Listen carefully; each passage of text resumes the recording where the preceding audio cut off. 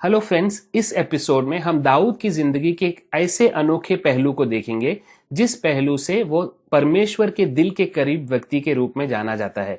ये शिक्षा हम अगुवाई की बुलाहट के लिए तैयार होना इस किताब से ले रहे हैं। हमारे साथ ब्रदर वीपी मसीह दिल्ली से जुड़े हुए हैं। पिछले 2 सप्ताह में हमने एक अगुवे के रूप में शाऊल की असफलताओं पर विचार किया। वे असफलताएं जिनके कारण परमेश्वर ने उसे इज़राइल का राजा के रूप में रद्द कर दिया। पहला शमूएल 13 का 14वें अध्याय आयत में हमने शमूएल की इस घोषणा को देखा कि शाऊल का राज्य बना ना रहेगा। इसकी बजाय यहोवा ने अपने लिए एक ऐसे पुरुष को ढूंढ लिया है जो उसके मन के अनुसार है। इस विवरण को मन में रखते हुए आइए हम कुछ पद देखें जो ये प्रकट करते हैं कि परमेश्वर किस प्रकार के अगुवे को खोज रहा था। आगे बढ़ेंगे। देखते हैं। परमेश्वर ने शमूएल को इज़राइल के सिंहासन के लिए शाऊल के उत्तराधिकारी का अभिषेक करने की आज्ञा दी, लेकिन उसका चुनाव शमूएल को नहीं बल्कि परमेश्वर को करना था।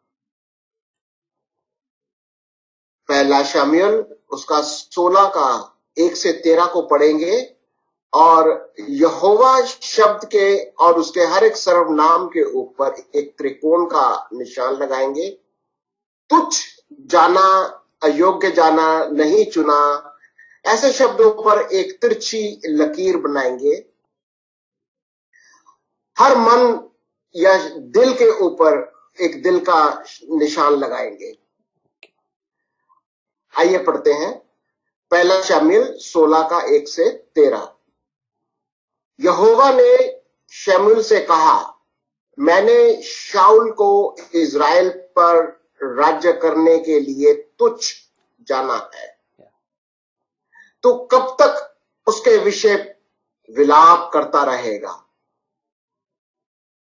अपने सींग में तेल भरकर चल और मैं तुझको बैतलहम वासी यिशै के पास भेजता हूं, क्योंकि मैंने उसको उसके पुत्रों में से एक को राजा होने के लिए चुना है। शमूएल बोला, मैं कैसे जा सकता हूं? यदि शाऊल सुन लेगा तो मुझे घात करेगा।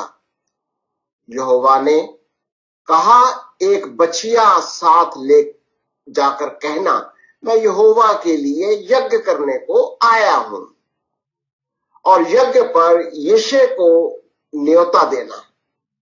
तब मैं तुझे बता दूंगा कि तुझको क्या करना है, और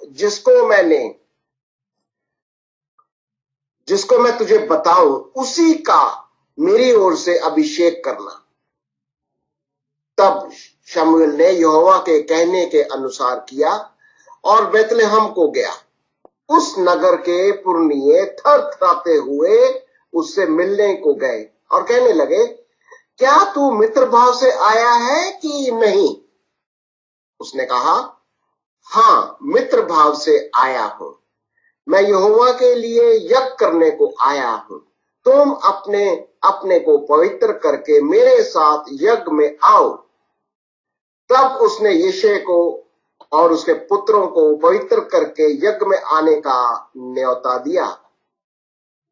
जब वे आए तब उसने एलियाब पर दृष्टि करके सोचा, निश्चय ये जो यहोवा के सामने है वही उसका अभिषिक्त होगा। परंतु यहोवा ने शमूएल से कहा, ना तो उसके रूप पर दृष्टि कर और ना उसके कद की ऊंचाई पर, क्योंकि मैंने उसे अयोग्य जाना है, क्योंकि यहोवा का देखना मनुष्य का साध्य नहीं है। मनुष्य तो बाहर का रूप देखता है, परंतु यहोवा की दृष्टि मन पर रहती है। तब यिशै ने अबीनादाब को बुलाकर शमूएल के सामने भेजा और उसने कहा, यहोवा ने इसको भी नहीं चुना फिर यिशै ने शम्मा को सामने भेजा और उसने कहा, यहोवा ने इसको भी नहीं चुना। इस प्रकार यिशै ने अपने 7 पुत्रों को शमूएल के सामने भेजा और शमूएल के सामने यिशै से कहता गया, यहोवा ने इन्हें नहीं चुना। तब शमूएल ने यिशै से कहा, क्या सब लड़के आ गए? वह बोला, नहीं, छोटा तो रह गया और वह भेड़ बकरियों को चरा रहा है। शमूएल ने यिशै से कहा, उसे बुलवा भेज, क्योंकि जब तक वह यहां ना आए तब तक हम खाने को ना बैठेंगे। तब वह उसे बुलाकर भीतर ले गया। उसके तो लाली झलकती थी और उसकी आंखें सुंदर और उसका रूप सुडौल था। तब यहोवा ने कहा, उठाकर इसका अभिषेक कर, यही है। तब शमूएल ने अपना तेल का सींग लेकर उसके भाइयों के मध्य में उसका अभिषेक किया और उस दिन से लेकर भविष्य को यहोवा का आत्मा दाऊद पर बल से उतरता रहा। तब शमूएल उठकर रामा को चला गया। Very good. तो अभी हम इस कहानी को थोड़ा सा छानबीन करेंगे और पहला सवाल में जाएंगे। पहला सवाल जो है वो पेज नंबर 61 में है। तो पहला सवाल को जरा पढ़िए ब्रदर। पहले सवाल में लिखा है, परमेश्वर ने शमूएल को क्या करने का निर्देश दिया? तो यहाँ पर देखिए वचन 1 में देखिए क्या करने का निर्देश दिया परमेश्वर ने शमूएल को। पहले आयत के अंदर हम देखते हैं कि परमेश्वर ने शमूएल से कहा, मैंने शाऊल को इजराइल पर राज्य करने से तुच्छ जान लिया है और उसको बोला कि अब तू विलाप करना छोड़ दे।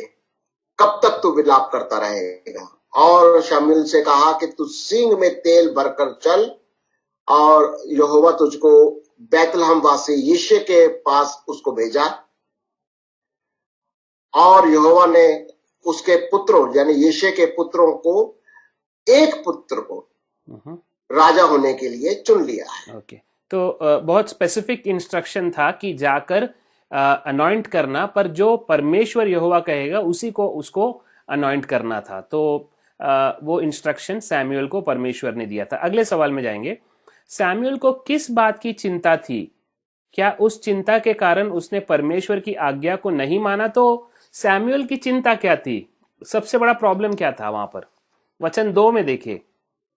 हाँ, यहाँ दूसरे वचनों के अंदर हम देखते हैं कि शमूएल बोला, कैसे जा सकता हूं, क्योंकि उसको शाऊल का डर था। कहता है कि शाऊल सुन लेगा, क्योंकि वो तो जा रहा था ना उसका अभिषेक करने के लिए, तो शाऊल सुन लेगा तो मुझे घात करेगा।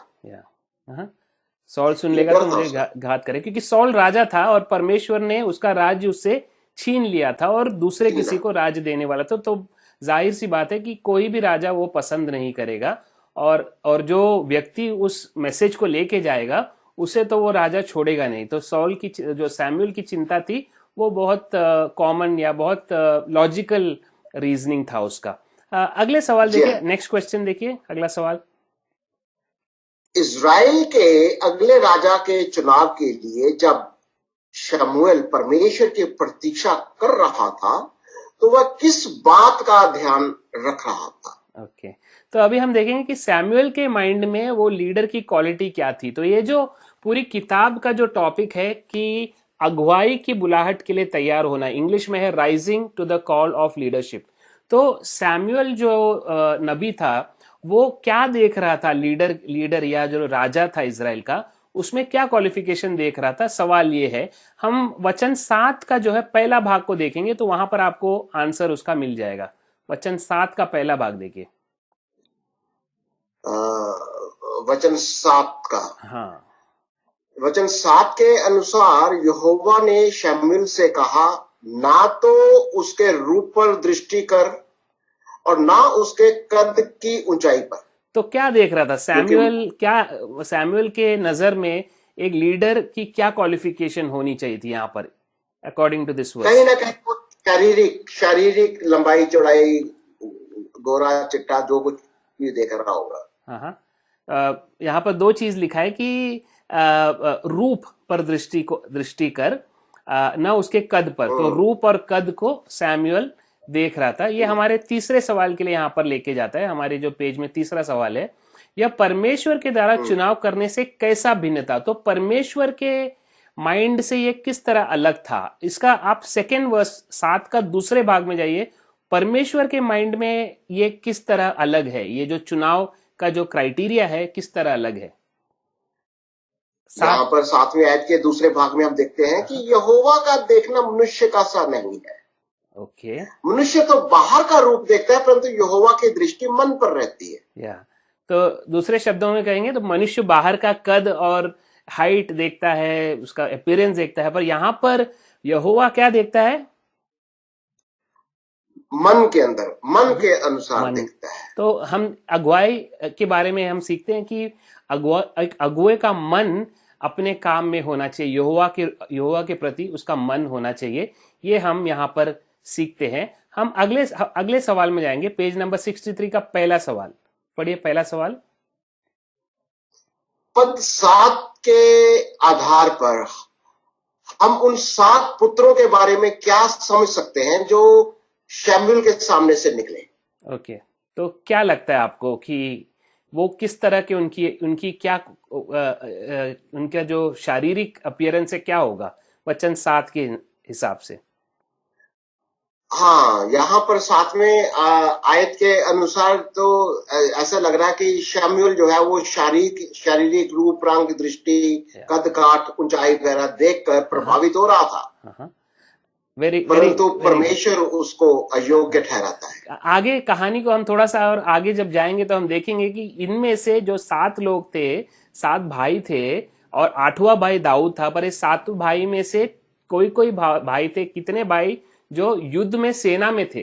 तो ऑब्वियसली वो सेना में अगर रहेंगे तो उनका कद और उनकी जो अपीयरेंस है वो बहुत मजबूत और कद बहुत ऊंचा होना चाहिए। तो सैमुअल ऑब्वियसली उनके कद को और उनकी अपीयरेंस को वहां पर देख रहा था। तो अगले सवाल में जाएंगे। नेक्स्ट क्वेश्चन, इज़राइल का अगला राजा होने के लिए किसे चुना गया और इस वृत्तांत के आधार पर हम उसके बारे में क्या निष्कर्ष निकाल सकते हैं।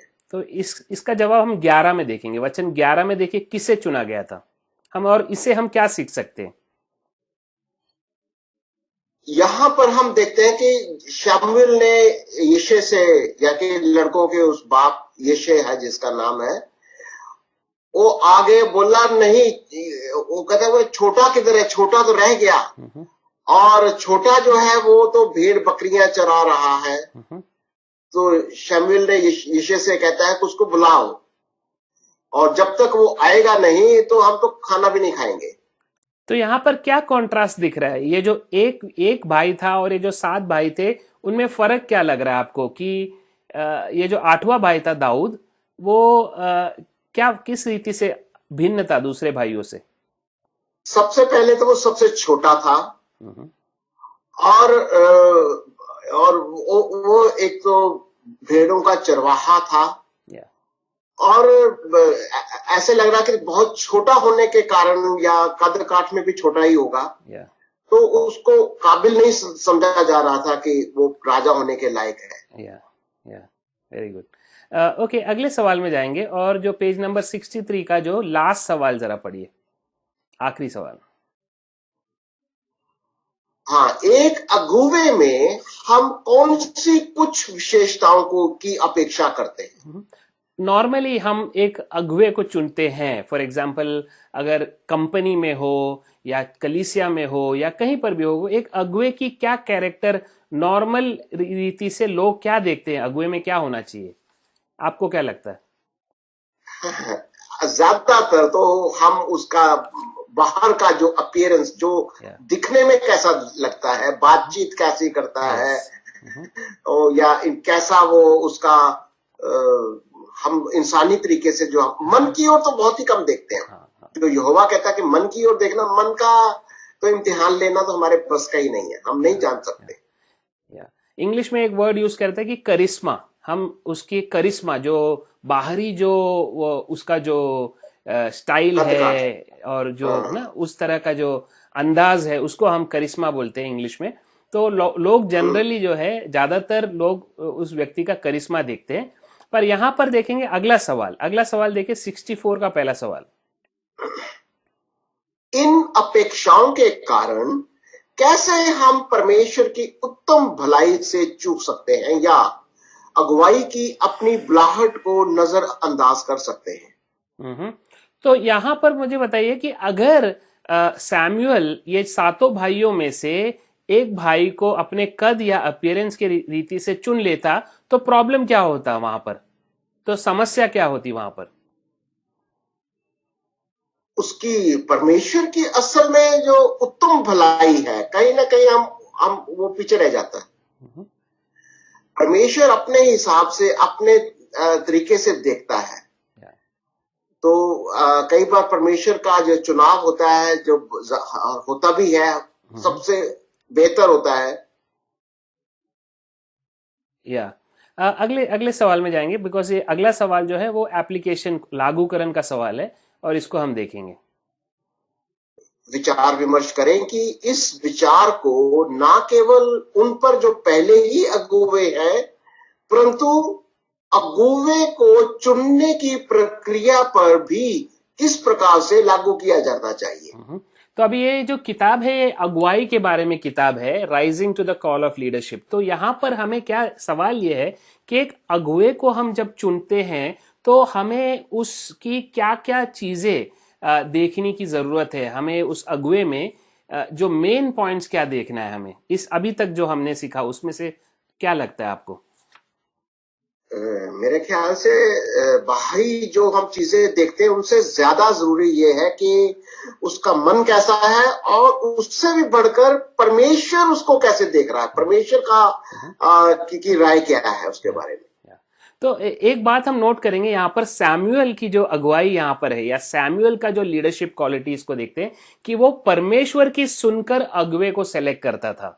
वो अपने मन के हिसाब से या अपने रीति से उसने सिलेक्शन नहीं किया। जो उसने तेल भरा, जो हॉर्न में उसने तेल भरा, सिंग में तेल भरा, तो वो परमेश्वर ने जिसको कहा उसी को उसने अनॉइंट किया। तो वो एक क्वालिटी उस सैमुअल नबी के जिंदगी में हम देखते हैं कि वो परमेश्वर की सुनता था। तो हमें किसकी सुनना है? अगुवाई में हम लोगों को लेते हैं, या अगुवाई में हम खुद जाते हैं, तो हमें पहले किसकी सुनना है? यकीनन जैसे शमूएल ने परमेश्वर की बात को सुना, जो उसने कहा कि जैसे वो कह रहा है वैसे ही वो जाके एक उसको चुन।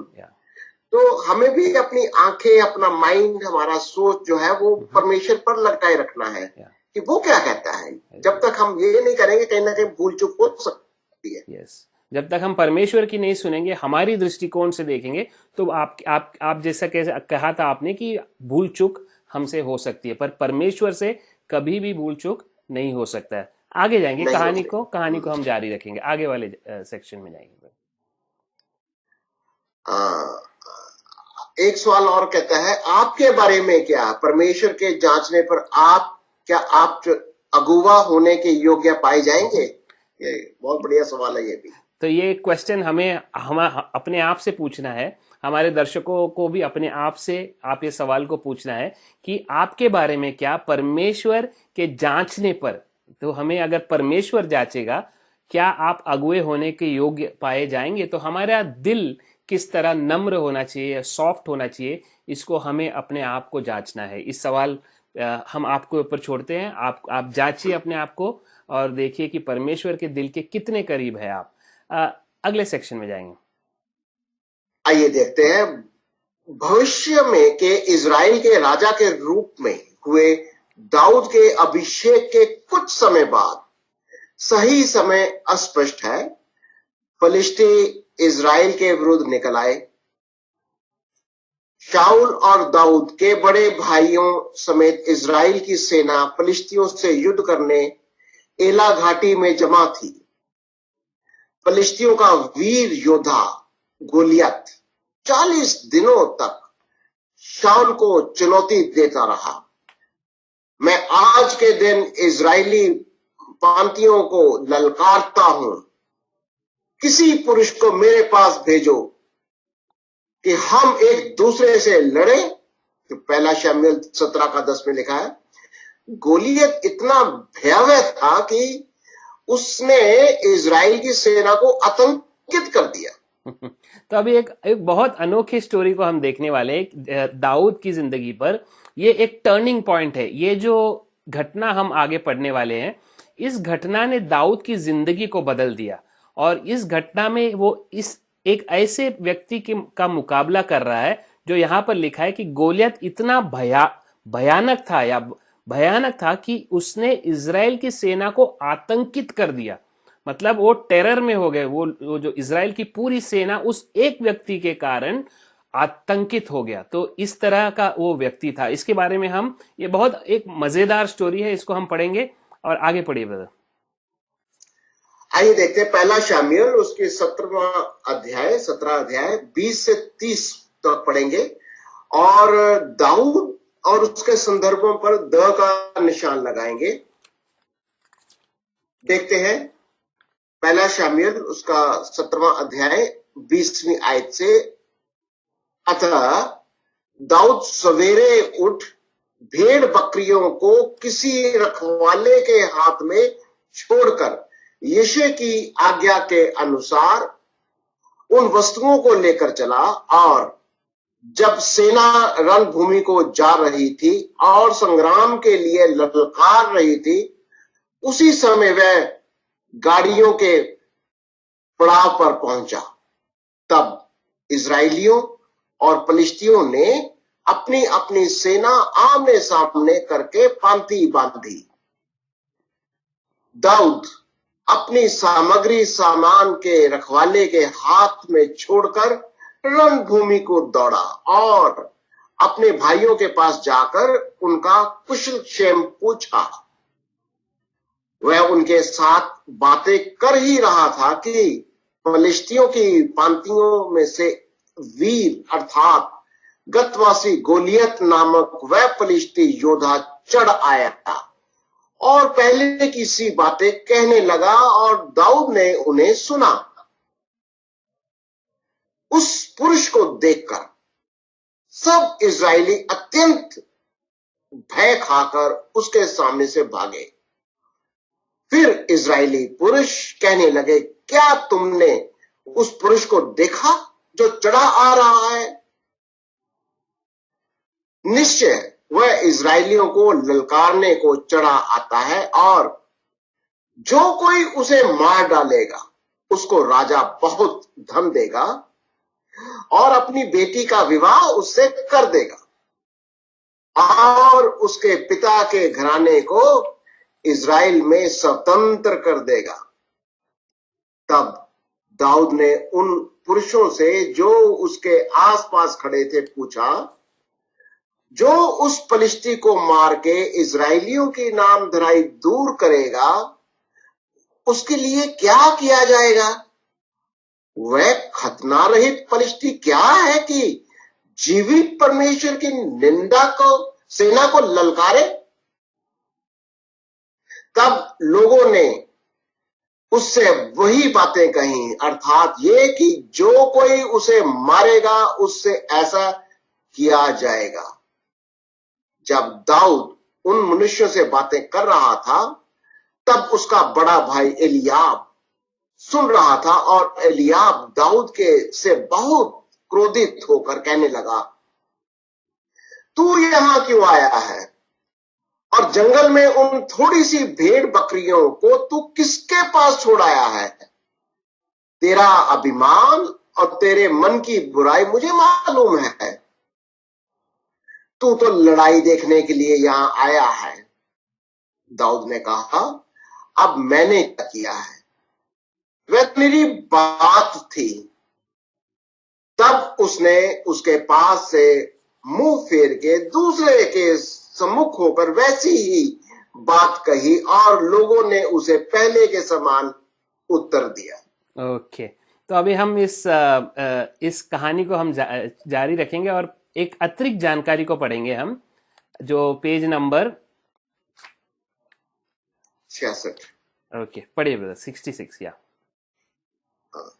फलिश्ती वीर योद्धा के रूप में गोलियत ने जिस तरह की लड़ाई की बात की थी, उसके पीछे फलिश्तियों का ये मानना था कि जिस भी व्यक्ति को लड़ने के लिए वह चुनेंगे, उनके देवता उसे विजयी बनाएंगे। ओके। सिर्फ दो लोगों के लड़ने के लिए सहमत होने का अर्थ था दोनों तरफ की जान की हानि को कम करना।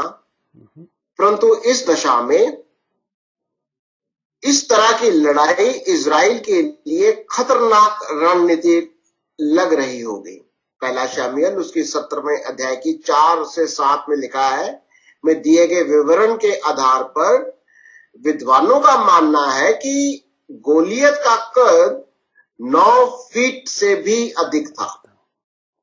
उसने कांसे का टोप और कवच पहना हुआ था जिसका वजन 75 किलो था। उसके भाले की नोक का वजन लगभग 8 किलो रहा होगा। इजरायली सिपाहियों को गोलियत से डरने के लिए उसके केवल बाहरी रूप को देखना ही पर्याप्त था। अभी आप सोचिए कि दाऊद जो था वो यूथ था। हम देखेंगे इस कहानी में कि वो उसकी एज जो थी वो अभी भी यंग था, यूथ था। और 9 फीट का आदमी, 9 फीट से ऊपर कद का आदमी जो था, जिसका जो जो जो जो उसने जो वस्त्र पहने थे वो वस्त्र ही 75 किलोस का जो था, और उसकी जो भाले का जो नोक था वो 8 किलो का था। तो इससे अगर लड़ना है तो वो एक्चुअल फिजिकली है या आप शारीरिक रीति से देखो, मानसिक रीति से नामुमकिन है। हम इस कहानी को आगे थोड़ा सा देंगे। पहला सवाल देखेंगे। फर्स्ट क्वेश्चन पढ़िए जरा। जो भी आपने दाऊद के विषय में इस परिच्छेद से देखा है उस पर विचार विमर्श करते हैं। ओके, तो अभी जाइए और देखेंगे दाऊद के विषय में हर एक चीज को देखेंगे हम यहाँ पर वचन 20 से। वचन 20 में हम देखते हैं कि दाऊद सवेरे सवेरे उठता है और अपनी भेड़ बकरियों को किसी और के हाथों में सौंपता है। ओके, तो यहाँ पर लापरवाही नहीं है। Very good. हाँ, ये इस लापरवाही से तरह नहीं, अपनी भेड़ बकरियों को देखिए सवेरे उठता है। हमने इब्राहिम के बारे में भी सीखा कि जब परमेश्वर ने इब्राहिम को कहा कि जाकर अपने एक लौते पुत्र जिससे वो प्रेम रखता है जाकर उसको होम बलि दे, तो वो सवेरे उठा, तो बहुत सवेरे उठा। तो यहाँ पर एक क्वालिटी दाऊद का दिखता है कि वो किसी भी चीज के लिए मतलब कि वो मतलब एकदम पंक्चुअल है, या सवेरे उठ गया वो। और जैसा आपने कहा कि उसने लापरवाही नहीं की, उसने क्या किया? उसने अपनी भेड़ बकरियों को किसी रखवाले के हाथ में छोड़ा। ओके, आगे देखेंगे। और फिर वो एक किस्म से आज्ञाकारी भी है। वो कहता है कि यिशै की आज्ञा के अनुसार, और वो उन वस्तुओं को, जिसका मतलब उसके पिता यिशै ने कुछ आज्ञा दी थी कि कुछ वस्तुओं लेकर जा, उन वस्तुओं को लेकर चला। और कहाँ जाता है वो रणभूमि की ओर जाता है। ओके, तो अभी कॉन्टेक्स्ट ये कि उसके भाई जो थे वो सेना में थे, और उसका बाप जो जैसी था, यहाँ पर जिसे लिखा है यिशै लिखा है, वो यिशै ने उसके भाइयों के लिए कुछ सामग्री या कुछ आइटम्स जो थे, हो सकता है खान पान का खाने पीने का पदार्थ हो, वो उसके हाथ में दिया और वो जाकर कहा कि उसको वहां पर जाकर उन भाइयों को दे करके। तो देखेंगे आगे, तो आगे क्या हो रहा है। तो आगे जाके हम देखते हैं कि दाऊद जो है वो सारा सामग्री जो उसके बाप ने दी थी, यिशै ने दी थी, और वह सारी सामान लेकर जाता है और वहां भी किसी और रखवाले के हाथ में छोड़कर, वो किसी के हाथ में छोड़कर वो रणभूमि की ओर दौड़ता है। ओके, और जाकर अपने भाइयों से मिलता है और उनका हालचाल कुछ पूछता है। तो यहाँ पर दाऊद के बारे में क्वालिटी यहाँ पर क्या दिखाई पड़ती है यहाँ पर, कि वो क्या बैटल से या युद्ध से डरता था? बिल्कुल नहीं। ऐसा लग रहा है कि पहली बात तो उसने अपने सामान को भी किसी के हाथ में छोड़ा, कि एकदम से लापरवाही से सामान को नहीं फेंक कर गया। और फिर वो रणभूमि की ओर दौड़कर जाता है और अपने भाइयों का हालचाल पूछता है। ओके। आगे देखिए क्या हो रहा है, आगे दाऊद के बारे में देखेंगे क्या हो रहा है। और वह अपने भाइयों से जो भी वहां पर होंगे उनसे बातचीत कर रहा था। हम्म। और वहां पर एक उसको एक वो गोलियत नामक वो पलिश्ती योद्धा या उसकी बात उसकी बातें सुनाई देती हैं। हम्म। और दाऊद उन बातों को सुनता है और काफी ऊंची आवाज से बहुत घमंडी बातें कर रहा था वो। हम्म। और 24 में देखेंगे लोगों की प्रतिक्रिया क्या थी वहां पर। एक कॉन्ट्रास्ट दिख रहा है, दाऊद किस नजरिए से गोलियात को देख रहा है और लोग किस नजरिए से गोलियात को देख रहे हैं। 24 में देखिए लोगों का नजरिया हमको वहां पर दिखाई पड़ता है। हाँ, जैसे आपने कहा कि दाऊद बिल्कुल घबराया हुआ नहीं था, वो तो दौड़कर जाकर हालचाल पूछता है, पर लेकिन जो लोग थे वहां के उस पुरुष को देखकर इजरायली घबराए हुए थे, अत्यंत भय खाकर उसके सामने से भाग रहे थे। या और 25 में देखिए दाऊद के बारे में क्या सीखते हैं हम।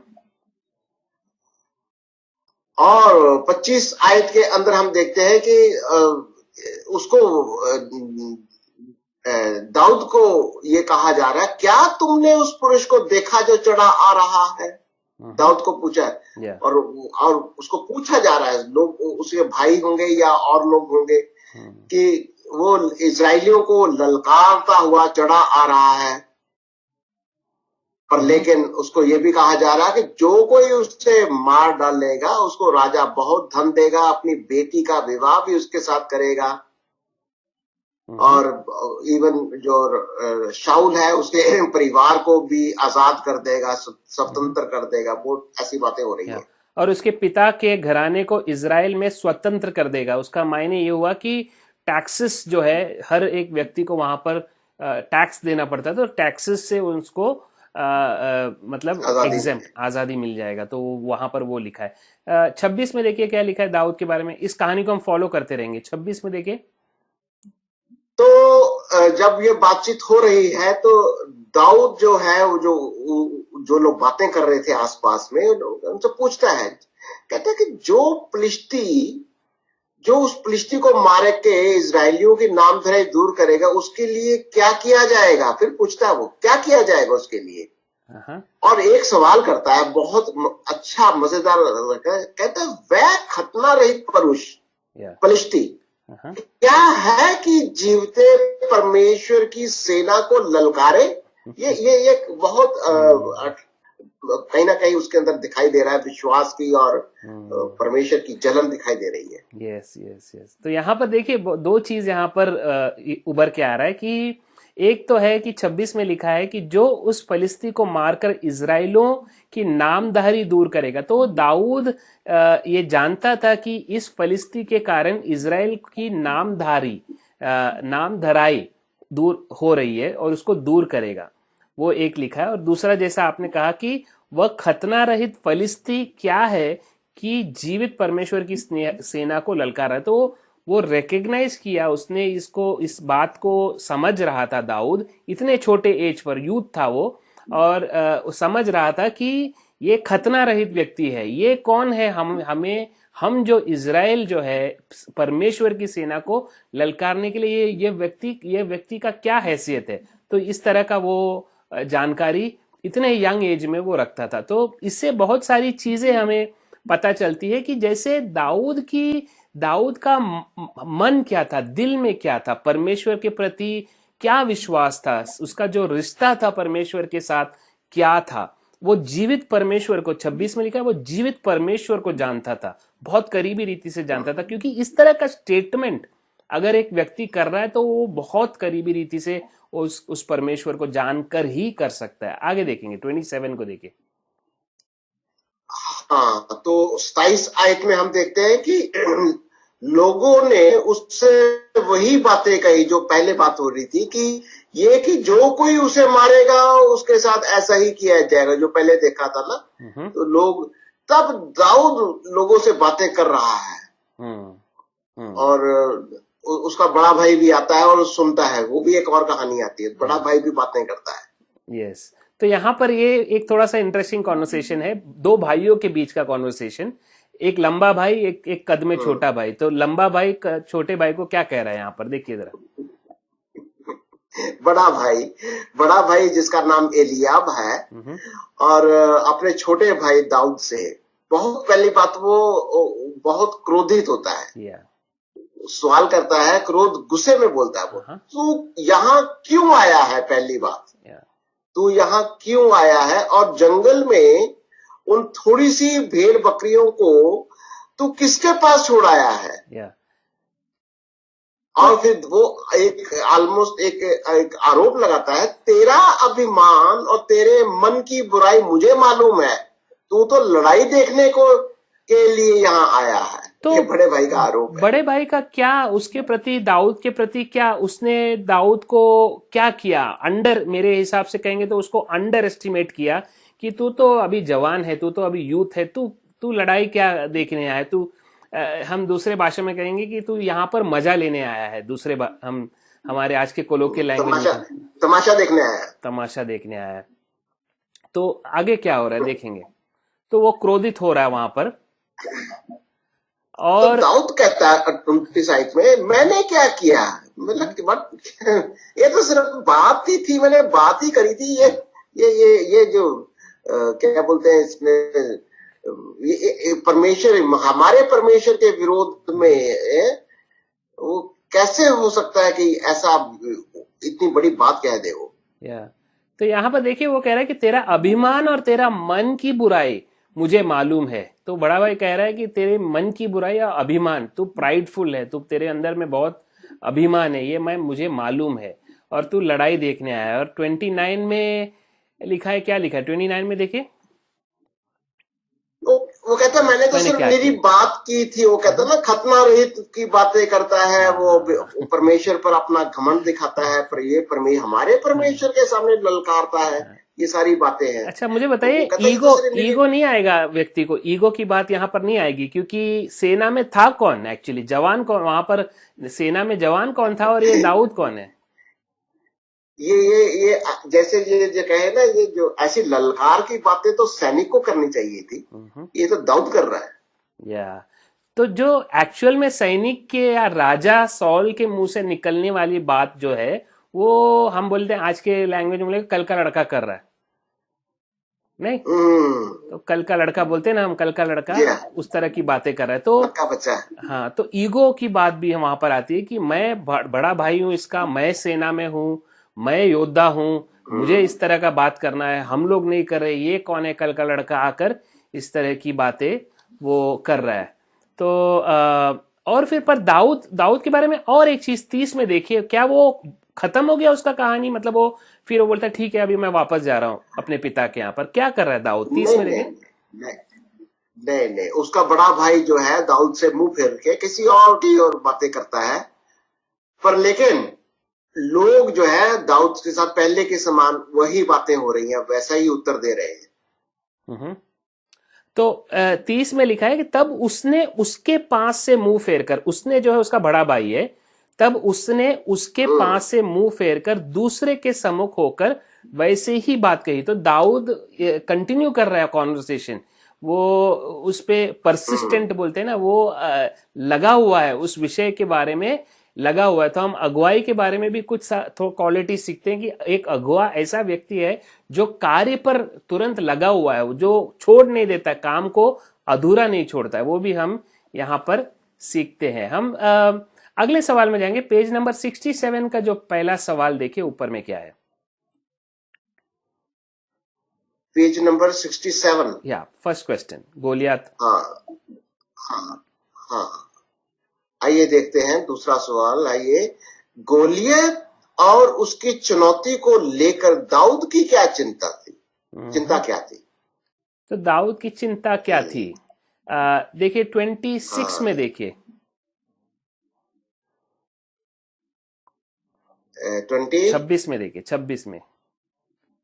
हाँ, जैसे हमने अभी बात किया था कि वो ये दो बातें उसके माइंड के अंदर आ रही हैं कि इजरायलियों की पहली तो नामधराई को दूर करने वाली बात है कि उसकी वजह से नामधराई हो रही है। एक गोलियत की वजह से इजरायलियों की नामधराई हो रही है। और पहला तो वो उसका बहुत है। और दूसरी चीज वो कहता है ये खत्म रही पलिश्ती क्या है, यानी कि अपने परमेश्वर पर इतना घमंड करना, अपने परमेश्वर पर इतना विश्वास करना।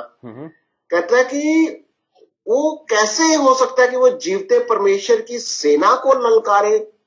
मैं विश्वास का क्लाइमेक्स है ये तो। ओके, तो यहाँ पर हम देखते हैं अगला सवाल में जाएंगे। दाऊद के बड़े भाई एलियाब ने उस पर क्या दोष लगाया? तो हमने इसको देखा कि क्या दोष लगाया एलियाब ने उसके ऊपर।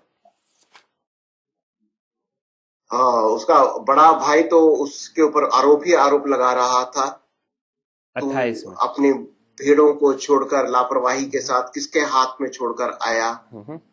तो यहाँ पर देखिए एक थोड़ा सा यूनिक चीज है कि तू यहाँ क्यों आया है और जंगल में उन थोड़ी सी भेड़ बकरियों को तू किसके पास छोड़ आया है। तो एक्चुअली एक ठट्टा करने का जो है ये एक क्या बोलते हैं, एक निंदा करने का एक स्टेटमेंट है कि तू वो थोड़ी सी बकरी तू चराता है, तो अभी यहाँ पर क्यों आया है।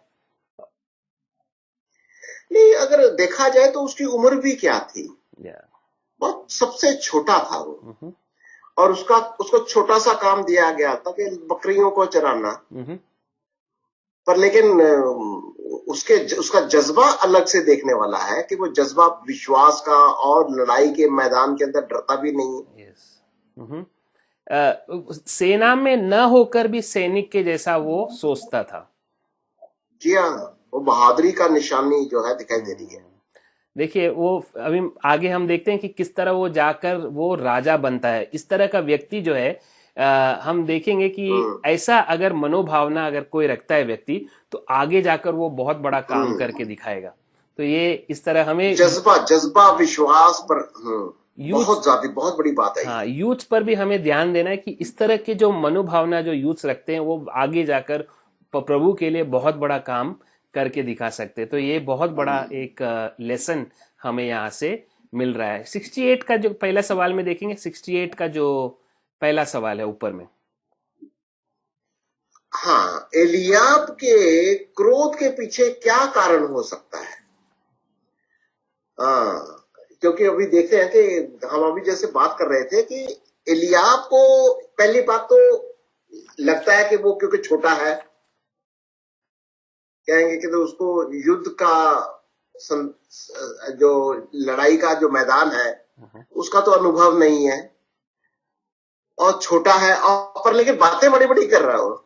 सवाल ये है उसका जो विश्वास और परमेश्वर के बारे में जो बोल रहा है बहुत फर्क है। Very good. सेक्शन को आगे जाएंगे, अगले सेक्शन में जाएंगे। अगला सेक्शन पढ़िए ब्रदर। आइए देखते हैं। 69। शाऊल एक योद्धा था और पहला शमूएल 10:23 के अनुसार वह इजराइल में सबसे ऊंचे कद का व्यक्ति था।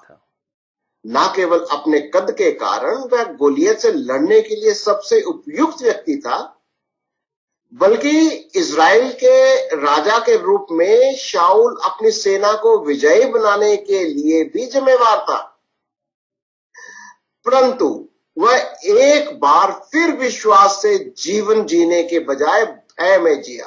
ओके, तो हम इस किताब में बहुत सारे कैरेक्टर्स को हम देखते हैं कि अगुवाई की बुलाहट के लिए तैयार होना। उसमें सौल के बारे में भी हम एक अध्याय में सीखते हैं, पहले के अध्याय में, कि सौल किस तरह का लीडर था, उसमें क्या कमियां थी, परमेश्वर ने उसमें क्या कमियां पाई। तो हम यहाँ पर एक विचित्र चीज को देखते हैं कि सौल जो था, अकॉर्डिंग टू 1 सैमुअल 10:23, 1 सैमुअल का 10:23 के अनुसार इजराइल के में सबसे ऊंचे कद का व्यक्ति था सौल। इनफैक्ट वो कहा गया है कि बाकी सभी जो इजरायली थे उसके बस कांधे तक ही, यहां तक ही शोल्डर तक ही आते थे।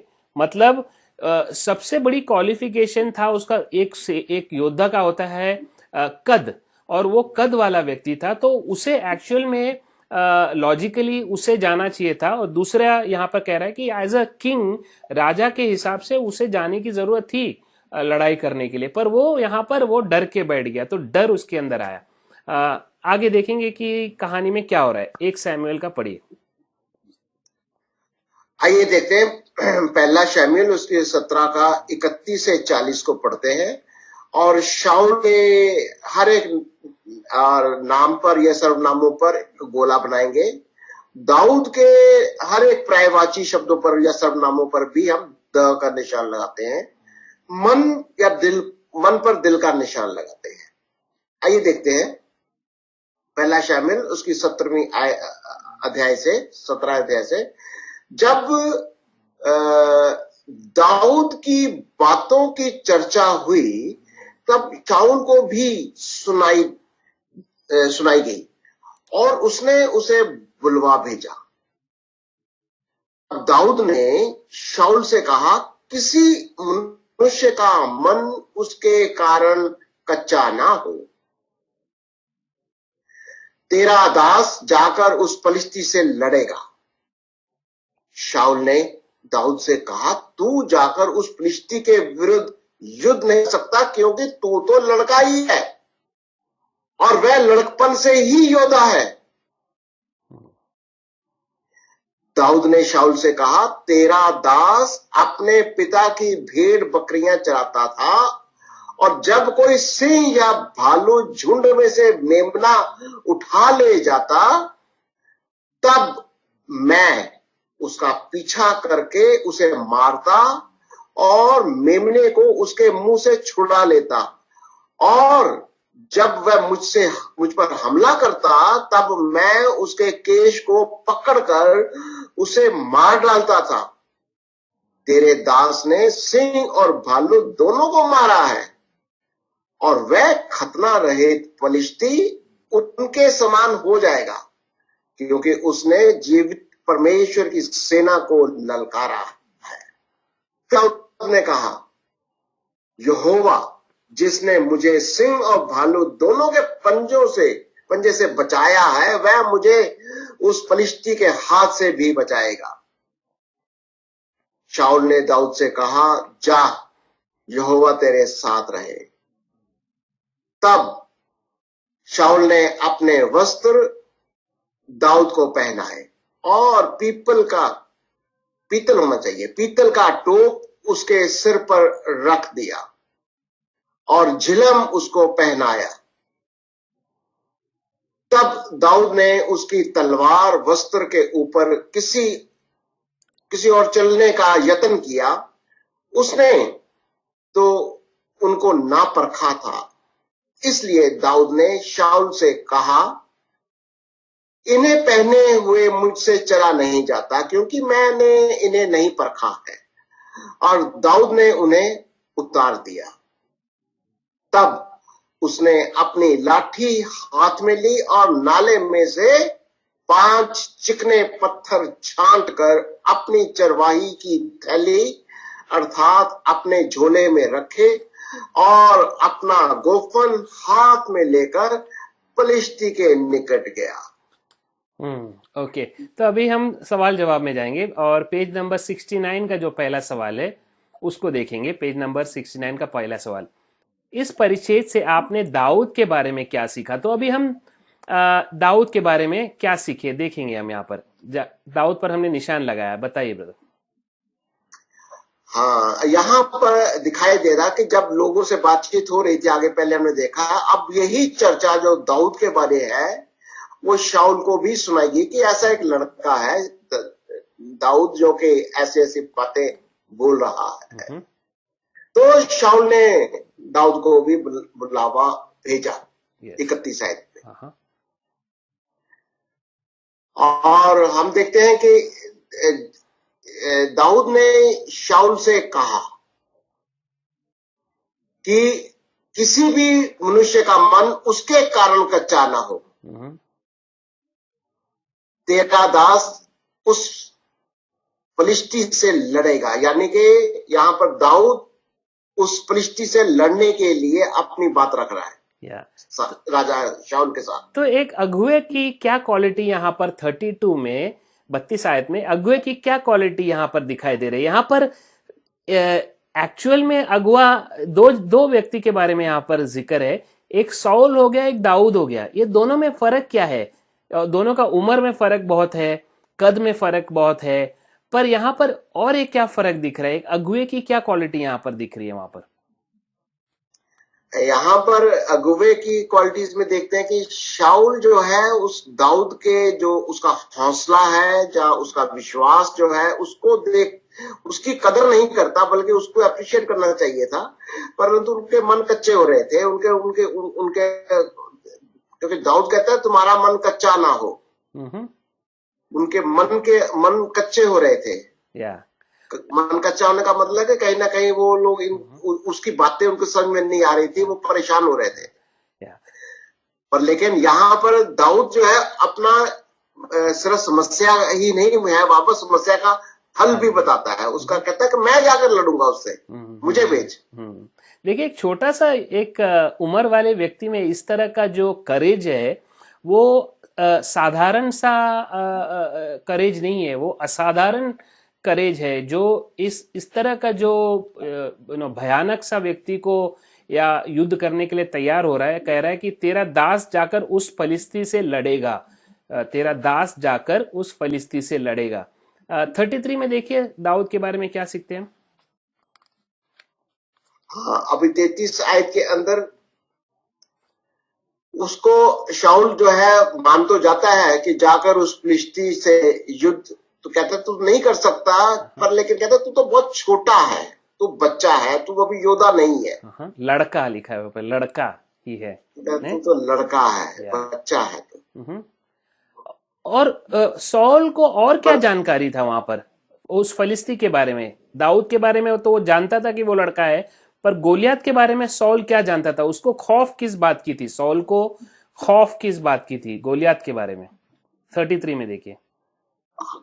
हाँ, वो उसको कहता वो तो योद्धा है, तू उसके नहीं, क्योंकि वो योद्धा है और तू तो बच्चा है अभी।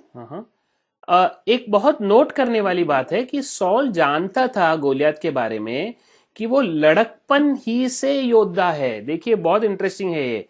क्या लिखा है कि while he was a warrior from his youth, जो गोलियत जो व्यक्ति था वो लड़कपन, मतलब जो उसका काम ही जब वो यूथ था, लड़का था, तब से वो योद्धा है। मतलब उसका काम ही ये है। उससे तू कैसे लड़ेगा? तू तो अभी तो तेरा तो अभी कहानी शुरू हुआ है। वो तो लड़कपन से ही योद्धा है। इस तरह का वो जानकारी गोलियत के बारे में रखता था। अगले में देखिए 34 में। और फिर भी दाऊद ने शाऊल से वो बोलता है, ये देखिए देखो मजेदार बात यह है कि वो इतना कुछ वो बोल रहा है शाऊल कि वो बचपन से वो योद्धा है और सारी बातें, पर दाऊद घबराता नहीं है। दाऊद कहता है तेरा दास अपने पिता की भेड़ बकरियां चराता था, और जब कोई सिंह या भालू झुंड में से मेमना उठा ले जाता है, वो अपना पूरा का पूरा तजर्बा अपना बताता है कि ऐसे ऐसे बहुत देखे मैंने। ऐसा मतलब है उसका। तब मैं उसका पीछा करके उसको मारता, ये सारी बातें बताता है। और मेमने को उसके मुंह से छुड़ा लेता, और जब वह मुझ पर हमला करता तब मैं उसका केश को पकड़कर उसे मार डालता था। तो यहाँ पर देखिए, ये जो है ये छोटे से जानवर को मारने की बात नहीं कर रहा है।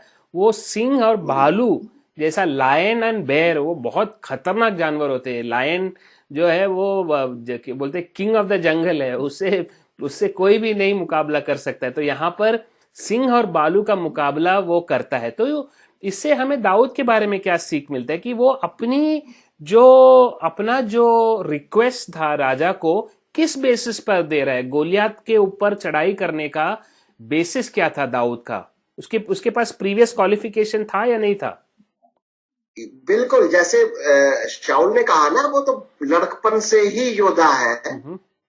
उसका तो लड़ाई था बंदों के साथ, ये तो लड़ाई करता था शेर और चीतों के साथ या भालुओं के साथ। और बेयर हैंड, मतलब कि अपने हाथों से वो उनको मारता था। तो वो क्वालिफिकेशन, हाँ खाली हाथ लड़ाई करता था, तो खाली हाथ निहत्था। हाँ तो एक तरह से और हमें, एक तरह से उसकी कॉन्फिडेंस का जो कारण हमें समझ में आ रहा है यहाँ पर, कि वो किस तरह बोल रहा है कि ये खतना रहित व्यक्ति कौन है जो यहोवा की सेना को ललकारा है। तो वो कॉन्फिडेंस का कारण क्या था यहाँ पर? पहली बात तो पहले उसको विश्वास है कि यहोवा, वो यहोवा का की सेना है। हम लोग जो है वो यहोवा की सेना के हैं, लोग हैं हम, क्योंकि इज़राइल है यहोवा की सेना और यहोवा उनके साथ है। और वह लोग तो खतना रहित करके, मतलब वो तो यहोवा के लोग नहीं है, वो तो खतना रहित है। या और कैसे वो ललकार सकते हैं यहोवा की सेना को, ये एक बहुत बड़ी बात है।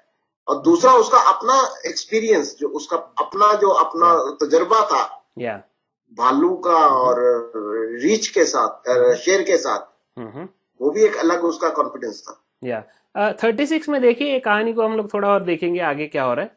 36 में देखिए क्या हो रहा है दाऊद के बारे में। और दाऊद क्या कहता है, तेरे दास ने सिंह और भालू दोनों को मारा।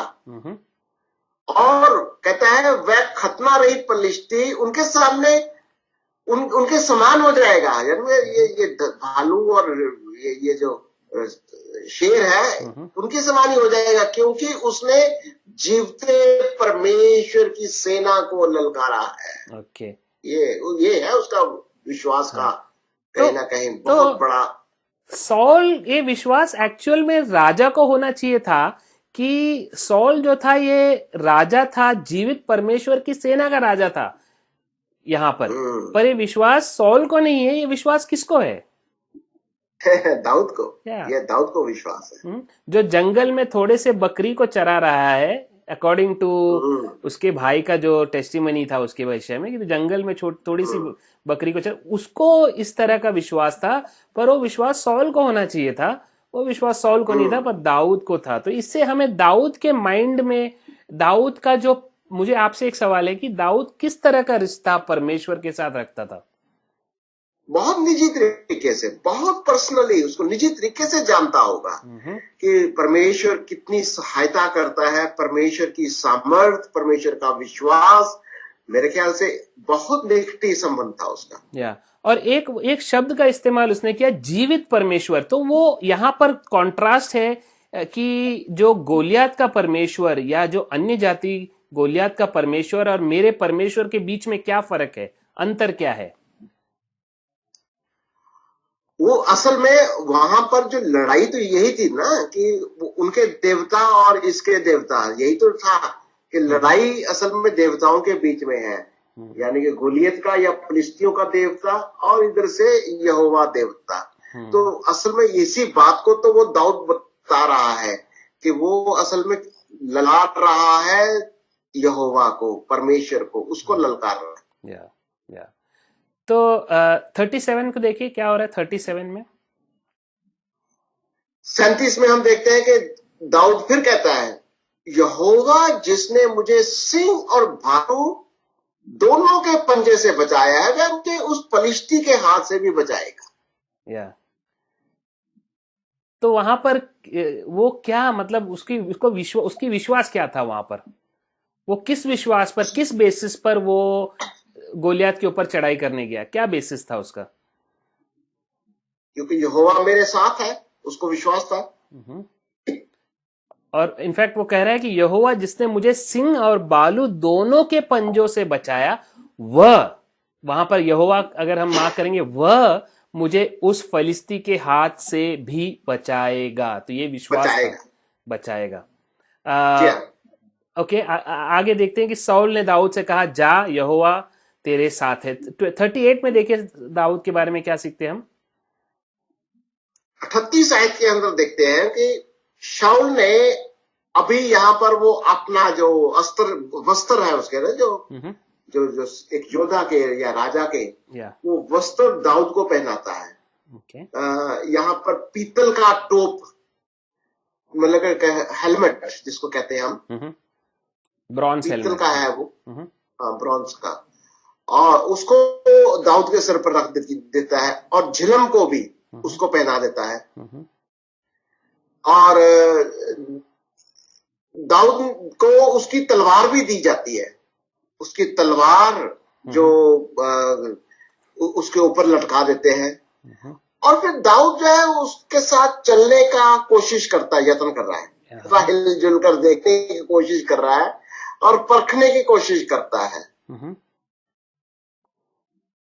पर लेकिन दाऊद ने शाऊल से कहा, इन्हें पहने हुए मुझसे चला भी नहीं जाता, यानी वो अपने आप को ठीक कंफर्टेबल महसूस नहीं कर रहा। वो कहता मेरे से तो चला भी नहीं जाता, मैंने इसको परखा नहीं है। इसीलिए दाऊद ने उन सब चीजों को उतार दिया। ठीक है, तो यहाँ पर दाऊद के बारे में हम क्या सीखते हैं, इसको ये सवाल हम देखते हैं। बट इसके पहले सॉल के बारे में हम एक बहुत यूनिक चीज को सीखते हैं कि आप थोड़ा सा इसमें अगर आप फोकस करेंगे तो सॉल जो है अपना वस्त्र उसको दिया, या दूसरे शब्दों में कहेंगे कि अपना राज्य उसने इस समय अपना राज्य इसने अपने आप में दाऊद को पहना दिया। थोड़ा सोचिए उसके बारे में। बिल्कुल, ये तो एक किस्म से कह सकते हैं, ये तो उसकी शान थी, ये तो उसका ओहदा है, ये तो राजा का अपना कहेंगे कि बिल्कुल अपने आप को राजा उसने डिक्लेयर ही कर दिया दाऊद को कि अब तू ही राजा है, ले तू मेरा वस्त्र पहन ले, तू मेरी तलवार ले ले। तो मतलब क्या किया उसने। तो अनजाने में एक्चुअली डर कर डरपोकपन में उसने अपना जो राज्य था या अपना जो अनॉइंटिंग था राजा का, उसने अनजाने में या जाने अनजाने में दाऊद को उसने उस समय दे दिया। तो बहुत सॉल के बारे में हम इसको, अगला सवाल है कि सॉल के बारे में क्या सीखा। पर ये चीज हम सॉल के बारे में सीखते हैं कि उसने यहाँ पर डर के मारे अपने पोजीशन को नजरअंदाज किए, उसने अपना जो पोजीशन था वो दाऊद को अनकॉन्शियसली दे दिया। 40 में देखिए क्या लिखा है दाऊद के बारे में। दाऊद कर क्या रहा है। और 40 में तो हम देखते, क्योंकि हमने ऊपर देखा कि दाऊद ने तो परखने की कोशिश करा, मेरे से तो चला भी नहीं जाता है, मैंने नहीं इसको परखा। तब 40 में हम देखते हैं कि उसने अपनी लाठी हाथ में ली, जो कि जो हथियार वो जानता था। लाठी हाथ में लेता है और नाले में से 5 चिकने पत्थर छांट कर अपने चरवाहे की उस थैली में डाल देता है और अपने झोले में रखे और अपना गोफन हाथ में लेकर बस फलिश्ती के निकट चला जाता है। तो दाऊद यहाँ पर कर क्या रहा है एक्चुअल में, वो कंफर्टेबल किस चीज से था, उसको आदत किस चीज की थी, किस हथियार को यूज करने का आदत था। देखिए ये बहुत एक इम्पॉर्टेंट लेसन है लीडरशिप में, अगुवाई में, एक बहुत लीडरशिप में हमें एक सीख है, क्योंकि हम बहुत बार दूसरों के शूज से ऑपरेट करते हैं, दूसरों की गिफ्टिंग से हम लोग ऑपरेट करना चाहते हैं कि मैं इस तरह बनना चाहता हूं, मैं उस तरह बनना चाहता हूं। देखिए क्रिश्चियन मिनिस्ट्री में भी हम सोचते हैं कि हमें फलाना व्यक्ति की तरह बनना है, मुझे उसके तरह बात करना है, उसके तरह लोग होनी चाहिए मेरी। पर यहाँ पर दाऊद क्या कर रहा है एक्चुअली, क्या रहा है दाऊद। बिल्कुल सही आपने पकड़ा कि दाऊद वही तरीके से लड़ाई करने के लिए जा रहा है जिस लड़ाई के तरीके को से वो परिचित है। वो जानता है कि मैं लाठी से, गोफन से, छोटे चिकने पत्थरों से कहता मैं लड़ाई कर सकता हूँ। उसको अपना तजर्बा है और अपने तजर्बे से जो कुछ वो प्रभु ने उसको सिखाया है, जिस तरीके से उसका वो जानता है, उसी का इस्तेमाल करता है। तो ये चीज हमें ध्यान देनी चाहिए कि हमारी जो कॉलिंग है, हमारा जो गिफ्टिंग है, उसी में हमें ऑपरेट करना है। दूसरों के गिफ्टिंग के बारे में हमें नहीं सोचना है कि इस तरह बनना है या उस तरह बनना है। अगले सवाल में जाएंगे, पेज नंबर 70 का जो पहला सवाल है, इसको हमने कवर किया, पर एक थोड़ा सा आप बता दीजिए, आप सॉल के बारे में क्या सीखते हैं। यहाँ पर हमने सीखा कि सॉल क्या कर रहा है एक्चुअल। हाँ, शाऊल के बारे में हम देख रहे हैं कि शाऊल जो है असल में दाऊद के ऊपर भरोसा नहीं करता, उसको बच्चा समझता है। और पर लेकिन फिर भी शाऊल जो है वो जब दाऊद उसको अपना विश्वास और अपना कॉन्फिडेंस बताता है, अपना एक्सपीरियंस कि मैंने तो शेर और भालू को नहीं छोड़ा, ये क्या चीज है, और फिर अपने परमेश्वर की बारे, अपने यहोवा की बात कहता है, उसका भरोसा बताता है। तो शाऊल जो है कह देता चलो ठीक है, प्रभु तेरे साथ हो, है यहोवा तेरे साथ हो, और शाऊल अपना सब कुछ तलवार तक दे देता है। बताइए, अपनी तलवार, अपना पूरा का पूरा जो उसका उसकी सुरक्षा का जो भी पहरावा था, सब कुछ उसके ऊपर देता। पर लेकिन यहाँ पर शाऊल जो है उसको देता है, पर लेकिन वो साथ लगता है कहीं ना कहीं वो डर के मारे, डर था, बहुत डर था उसके अंदर। तो वो एक्चुअल में यहाँ पर दो चीज देखते हैं हम। एक व्यक्ति दाऊद था, वो जो निडर था, जो परमेश्वर पर विश्वास रखता था, और सौल जो है डर के मारे या डर से ऑपरेट कर रहा था। तो अगला सवाल है कि अगला सवाल यहाँ पर है पेज नंबर 70 का, योद्धा के रूप में दाऊद की क्या प्रशिक्षण मिला था? दाऊद की क्या ट्रेनिंग थी, प्रशिक्षण क्या था योद्धा, एज अ सोल्जर? हाँ, एज ए सोल्जर तो हम ऐसे कह सकते हैं कि दाऊद भी अपने बचपन में ही है। ऐसे तो वो कहता, वो मैं भी बचपन से शेरों से और रीछों से लड़ाई किया है मैंने। कहते हैं मैंने उनका मुंह फाड़ा है, उनको पकड़कर। मतलब कि उसकी तो परमेश्वर उसको सिखाने वाला तो यहोवा खुद था, वो तो ये जानता है ना। उसको तो परमेश्वर ने ही अनाइंटिंग दिया है, उसको सिखाया है युद्ध करना, वो कला, सब बातें उसको पता है सब। यस, प्रैक्टिकल ट्रेनिंग उसको मिला था, और फील्ड वर्क में प्रैक्टिकल ट्रेनिंग मिला था, दूसरे शब्दों में कहेंगे तो ना, प्रैक्टिकली वो फील्ड में काम किया है, और उसको पता था कि किस तरह इस चुनौती को किस तरह, कैसे युद्ध किया जाता है, मुकाबला किस तरह करना है। अगला सवाल है, अगला सवाल पढ़िए ब्रदर, जो लास्ट क्वेश्चन है यहाँ पर इस पेज में।